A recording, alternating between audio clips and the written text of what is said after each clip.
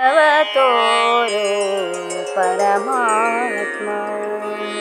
ಕೈಗಳ ಮುಗಿಯುವೆ, ವರಗಳ ಬೇಡುವೆ, ಬೇಡಿದ ವರಗಳ ಸ್ಥಿರವಾಗಿ ಕೊಡು ದೇವ. ಪಾದವ ತೋರೋ ಪರಮಾತ್ಮ. ಹಾಲು ಸಕ್ಕರೆ ತುಪ್ಪ ಬೆರೆಸಿ ಪಂಚಾಮೃತ ಮಾಡುವೆ ನಾನೀಗ ಅಭಿಷೇಕವಾ ದೇವ. ಪಾದವ ತೋರೋ ಪರಮಾತ್ಮ. ಒಡೆದ ತೆಂಗಿನಕಾಯಿ ಸುಲಿದ ಬಾಳೆಯ ಹಣ್ಣು ಮಾಡುವೆ ನಾನೀಗ ನೈವೇದ್ಯವಾ ದೇವ.